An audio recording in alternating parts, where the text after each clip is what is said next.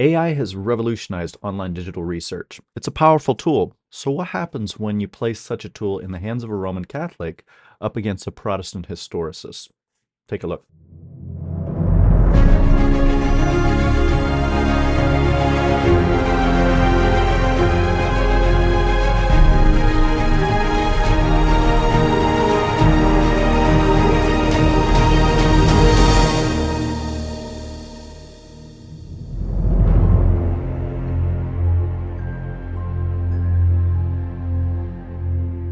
So, guys, I apologize. We haven't had as many videos here lately. Been busy doing some content for 1888 and presenting in other ways. But I did want to take the time to show what's going on behind the scenes. So, if you're not following already on Facebook, you need to do so. A lot of new research is coming out, and we're kind of publishing it there. Uh, so, let's take a look right here. So, this was actually a post that I recently found from the Vatican Digital Library. And it was actually about kind of a different topic, talking about Michael, the Archangel, and Christ. So I actually found this researching and doing some text searches over at Sammlungen or MDC. That's a kind of the German library, and I was searching for a phrase, Michael id est Christus, because I had found that in a lot of like the reformers' statements where they likened Michael to Christ and made that connection long before like modern groups today. And on MDZ, I found the statement for Durant, and I noted that the year was actually kind of an older year, like 13th century, and so I wondered if the Vatican Digital Library had it, and they actually did. They did have a 13th century like manuscript, and I'm not I'm not for sure the precise year that this one was actually written down, but again, the guys from that time period. And so it does have the abbreviation. Now, for those of you who are not aware, like .I is a well-known abbreviation for id est. And so, yeah, it was interesting to find that there. But underneath in the comments section, we had an interesting challenger come, as by the name of Lucas Leakey. And, when you start having somebody responding with like long bullet pointed rationale, you can read through right here, and it's one, the Vatican preserved text. It doesn't endorse every word of them, and so on. I don't care if they endorse it or not. I think it's just fine to find interesting to find somebody who actually espoused the idea. I could care less whether or not Rome puts her stamp on it or not. That's not my goal to prove. So to me, that was kind of a worthless argument. Um, and he goes through Daniel 10:13 and some of the other stuff, but it's very clearly put together. When you see this bulleted format, um, AI does a good job of writing stuff that is concise, that is clear, that is well put together, articulate, and so on. And so it was evident to me from the beginning that he was using artificial intelligence in his responses. So we had a little bit of back and forth on First Thessalonians 4:16, John 5:25, where the voice of the archangel, the Son of God, wakes the dead, and so on. But the discussion took a turn for the interesting. He starts quoting things like Martin Luther. What about Martin Luther's position on, Luther believed in the real presence of Christ in the Eucharist. Do you? Well, I'm not sure if he was aware, and this is the danger of using AI, that Martin Luther's position was in flux. So, for those of you who watch the YouTube channel, I've spent a lot of hours going through some of the original documents, the original resources, not using AI to do this, but actually old school going through the books themselves. And I believe you will find that to be a very reliable strategy in any endeavor, is to go back and look for yourself. Um, One of the things that I was able to bring up here is, Luther's book here, De Captivitate Babylonica. This was a book, and we can pull this up right here and take a look. But here's the work, and actually this right here, this particular statement right here on page 22 in the Reader on Archive, Sed ecclesia ultra 1200 annus recte credit nec usqua nec unquam de ista transubstantione. This was the direct statement where Martin Luther pivoted and in 1520 recognized that the doctrine of transubstantiation was a doctrine of Babylon. So, relying on AI, there's definitely some risks to doing that. And so, we went through some of that um, and answered kind of back and forth. I'm not going to go through all of that on Michael the Archangel because that's not necessarily the point here where this got really interesting. Um, Again, you know, long references, one, two, bulleted pointed, etc., and always with the laughing emoji, of course. So, right about, we started going through the Jesuits, and it's interesting right here because, he starts talking about name dropping sources and, reading Bellarmine's Disputationes and all of that. And his position is, you know, does Bellarmine claim the church itself carried out the executions? No, the burning of heretics was a civil penalty. He's actually making the argument that Luther did. Luther's position was to argue that the church never burned anybody, but Bellarmine's position was to connect it directly back to the church. And I kind of responded to that with saying, um, does Al Capone, does Pontius Pilate get a free pass just because somebody else did the dirty work? Like if you order it, um, you know, you're responsible for it. Okay. So he responded with kind of an interesting tactic about SDA owned hospitals offering abortions to mothers whose pregnancies have no medical complications. Can your abortion guidelines justify this? I'm going to say this right here. Um, as an SDA, we believe in the sanctity of human life. And sadly, there is a picture in the Bible of God's people at the end of time that demonstrates that there is apostasy in the midst of Israel, but that God has a faithful remnant within. And one of the texts, the verses that can demonstrate that, you can turn to Ezekiel 9, where it's a kind of a parallel to Revelation 14 and the mark of the beast crisis, where you get this mark in your hand and forehead and you die in Revelation 14, but there's a life-saving mark or seal or sign in Ezekiel 9. But in the midst of Jerusalem, not in Babylon, but in the midst of Jerusalem, there are people sighing and crying for the abominations in the midst. And the sad reality is that the places where this is going on, if you go out there and talk to the people, talk to the Adventists there, they don't believe half of what we believe. They don't believe in the inspiration of Ellen White. They don't believe in scriptural. Many of them don't believe in the investigative judgment. Many of them also um, actually reject, well, actually, in the case of like Bruinsma and others, are even calling for like, some kind of reconciliation or meeting up with Catholic pastor or Catholic bishops and whatnot as well. So the level of apostasy where this is taking place, this is not true Adventism. And those of us in the movement know that. So the question comes back, well, why doesn't your church do something about it? Um, I believe that there are a lot of people who are really trying to do something about it, but the reality is that we're not hierarchical like the Catholic Church in the sense that there's centralized power at the top that comes along and does everything. It's very much a different structure.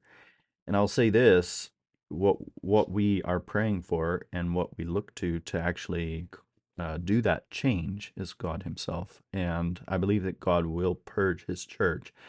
And I believe the way that's going to happen is when persecution comes, that those people who are superficial practicing these kinds of acts are going to leave. And they're not going to be seen no more in our church. So, yeah, that's a part, of course, going through all of that and explaining that to somebody, the chances of them listening to it and thinking through the reasoning and rationale, I mean, probably not. But nevertheless, one of the things that I responded is, for Catholicism to claim the moral high ground here when it comes to the sanctity of life is preposterous. Because this is the same church that through the Dark Ages murdered millions of God's people and actually licensed abortion itself. In fact, if you read some of the older manuscripts during Pope Paul III's reign, um, the guy who called the Council of Trent, there was actually said to be 45,000 licensed brothels in Rome itself. One of the ponds, they fished out 6,000 heads of infants as a result of some of the harlotry that was going on there.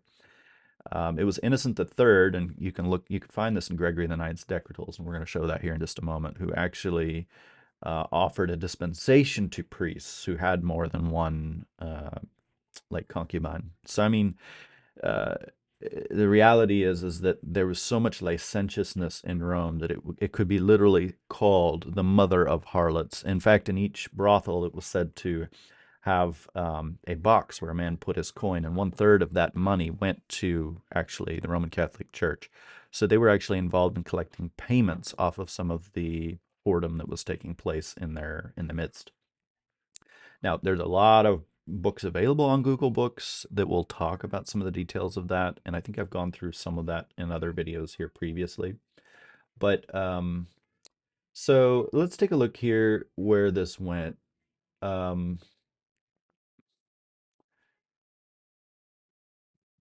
so what happened was one of the things that I responded with was the taxes of the Apostolic Chancery. This is where it got really interesting. Again, the 45,000 harlots, 6,000 dead infants in the pond, and then, of course, the price, which was 1 ducat and 6 carlins. And I also comment on the Jesuit Herald. But the taxes for the Apostolic Chancery in 1520, he asserts that it was a fraud fabricated by Johannes Slidenus, a known anti-Catholic propagandist. Historians, including non-Catholic ones, have thoroughly debunked it. No historical evidence exists of any official Vatican document selling absolution for abortion. Even Protestant scholars admit this list was never in any official church records. Well, which Protestant scholars? And what book by Slidanus?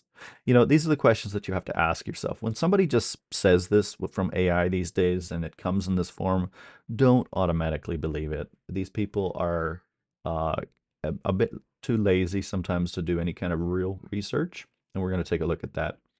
So, um, his position is thanks for playing. Try again when you have real history to back you up, so on. So, I said, interesting claim on Johannes Slidenus.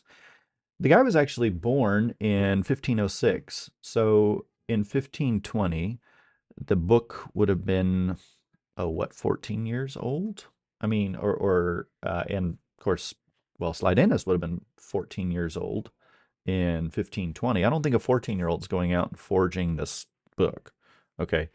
Um, and I said, where did you even come up? Are you relying on AI again?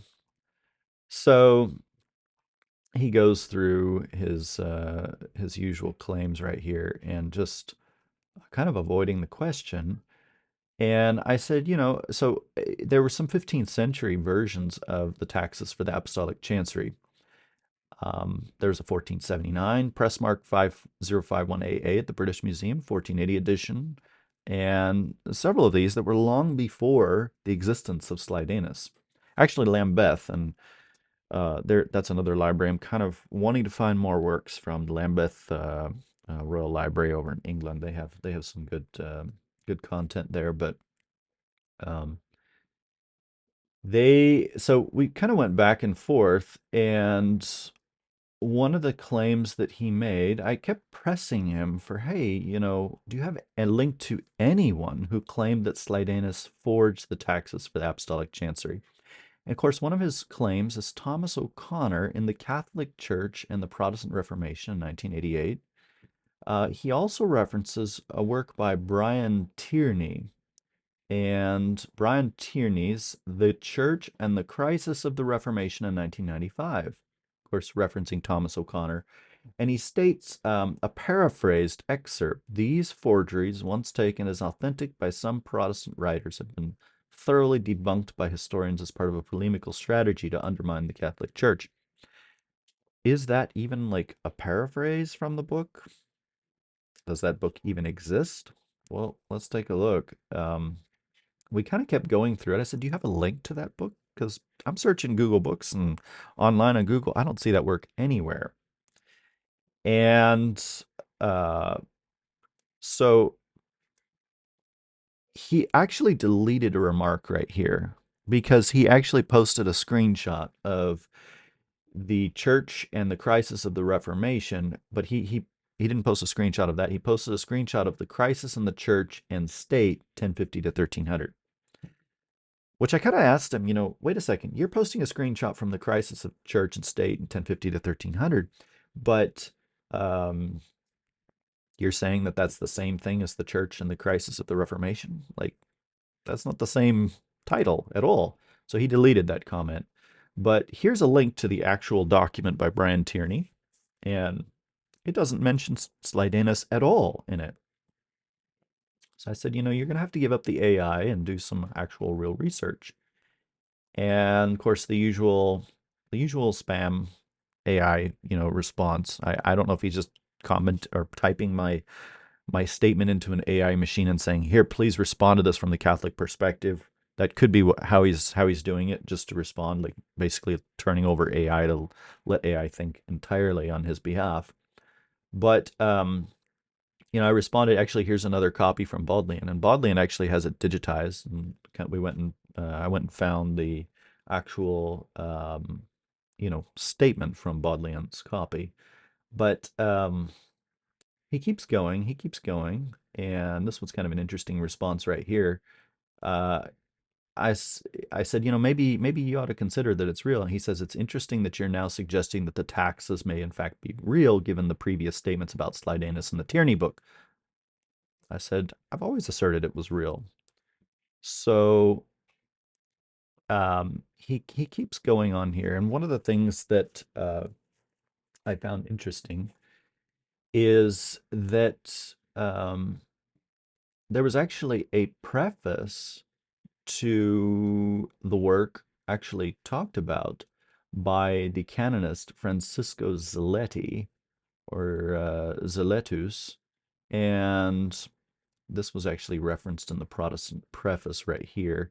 You can actually go through and see where they talked about some of the back history for it. But there's a link to Zaletti's remarks where he talked about this tract specifically and the particular statement, and there it is in the original Latin. And I think this might have been the point where he perhaps recognized that, hey, this wasn't going particularly well. But um, I said, let me know when you're ready to see how Rome suppressed those who attacked the book and thereby defended it by putting their works on the index. He says, "Drop it, no need to wait." So it took me a few minutes to actually go track this down, because I read about it in this Protestant preface right here. There was a big, long preference to the book right here, detailing all of the history. Let's take a look at this right here.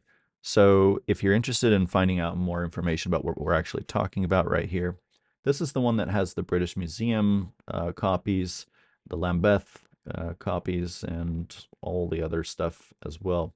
A very, very long, I mean, if you go over here to the right, like by the time that it actually gets down to the taxes of the Apostolic Chancery, it's almost like, I don't know, 80% through the work. I mean, they spent 80% of this book actually just detailing the history on it and the long, lengthy history on it.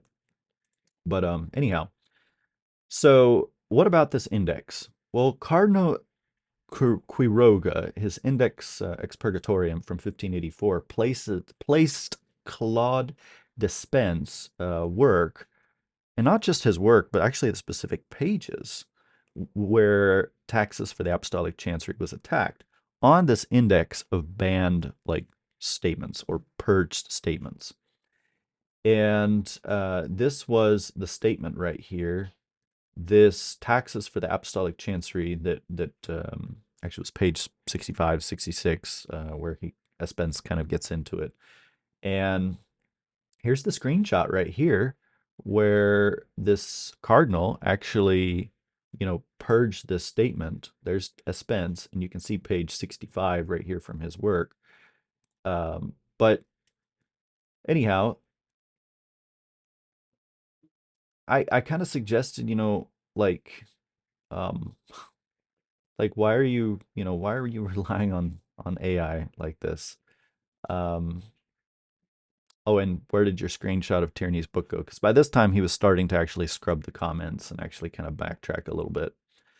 And there was my remarks on Ezekiel 9, kind of about that apostasy. But um, the question is as well, is that just one cardinal who's going after the taxes for the Apostolic Chancery or not? Actually, Cardinal or Zapata's index from 1632 also purged those statements from Espence as well, going after it. And here's his work as well. I believe this one is on page 219. So let's scroll down there to 219 real fast. So this right here, and this was all referenced in the Protestant preface. And again, if you're not relying on AI, but you're actually going and doing the research and reading the books yourself. Here is S. Spence's work, and page 65 right here is 65 and 66 is where he kind of gets into this discussion. But anyhow, um, he says, why are you so opposed to AI? But I'm not here to claim I'm more knowledgeable than you, but thanks for the idea. Now I'll use AI, as if he wasn't before, to fact check your claims and so on. AI is honest enough to point me to reliable sources. I mean, it hadn't so far. But anyhow, I kind of pointed out an abortion thing that we've got some people that are loudly protesting in our ranks and standing for truth. But the point is that Rome licensed abortion. And so where did this discussion kind of go from there? Well, it ultimately became kind of a little bit of a meme right here. And these are the various works. So in the back right here, this is the taxes for the Apostolic Chancery. I used the actual copy right here from Bodleian. I believe this is Bodleian's. And there you can see Perit Abortuum. So there's the price, solidi and florins and so on. It's on folio A3V in Bodleian's link. Here is that work by Spence, the epistolum right here, and page 66 in this particular one is where he gets into the taxes of the Apostolic Chancery, talking about, the protest and concern for this. This was not a forged work by Protestants. This was one that Protestants actually protested, and then Rome tried to silence them for doing so. This was a source of income for Rome, much like the indulgences of Tetzel and in that time period as well. You got to think about it in that context. What was Rome actually doing? I mean, there were people selling indulgences at this time. This was the first cardinal, Zeroga, and this was Zapata right here, and they're both of their statements taking this commentary and epistolum and so on, which you can see right here. And taking page 65 and so on and going after it. Let me see if I've got, I believe I've got a copy of Spence's work. Let's see, I think it's this one right here. Yeah, this is MDZ, Municher Digitalisierungszentrum Digitale Bibliothek from Germany. And you can see here is 66, okay, so 66 and 67 right here actually. Slight correction there on pagination, but as the Protestant work noted, there was actually a range of pages that they took out, and they took out in the Index Expurgatorium, the entire range of pages that actually talked about the taxes for the Apostolic Chancery. And this actually right here talks about that. So if we go to Zeroga's, let's look at Zeroga's work. Yeah, 65 to 69, sentenced to annihilation. All the pages 65 to 69, which the tax book was so vigorously assailed. So, anyhow, where did this go from here? I did provide some additional documents from MDZ had a 1474 copy. Cornell actually has one as well, waiting to be digitized. And I believe that there were some other statements that he had made. Yeah, I think there were some other ones, or he might have deleted. Oh, no, he didn't delete them. Okay. So, yeah, here's additional screenshots he's providing from Brian Tierney's work. And, search it. There, I mean, Slidenus is not even mentioned in it. But this is where he finally came clean about the reliance upon AI. So a screenshot right here, I pressed him. Where does Slidenus mention? Where does Slidenus mention? And so let's take a look at this right here. So here you go. This is obviously, something from ChatGPT or the like, but it's a point by point, obviously copied thing that he's relied upon. And there's several false claims throughout here. The Catholic Church has never recognized the document as legitimate, no official papal decrees, and so on. The earliest versions appeared in the 16th century. We've proven that already false. There are multiple editions prior to that time period. In fact, I found one, a taxus for the Apostolic Chancery from MDZ. Actually, no, I think it was Gallica. Gallica over in France had one. And you can see like the handwritten aspects. I mean, the printing press kind of around the year 1440, but this one's like handwritten. Um, and it's got some of the same stylistic stuff that I've seen on a lot of like the earlier 15th century documents. But so, grammatical and stylistic errors. What stylistic errors?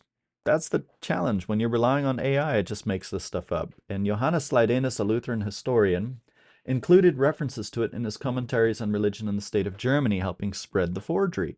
So now he's going from, Slidenus forging it to now Slidenus including references to it, just helping to spread the forgery. So there's that kind of change there. But what I did is I kind of pressed him. I said, okay, if you're saying Slidenus helped spread it, well, here's actually Slidenus' work. Johann Slidenus. There's the state of religion right here. And you can go through this and see if he mentions the taxes for the Apostolic Chancery at all. So taxe or taxi, taxe. We're going to try a couple different spellings here. Uh, just no results, no results. Now, it's possible that it was mentioned in here somewhere, but this fellow has not done the research to even find where that was mentioned. So, and here's another copy from Cornell. I believe the Gallica one. Let's load Gallica real fast. Yeah, so here's that Paris manuscript. We're going to take a look right here. This is one of the earlier versions, and like I said, handwritten.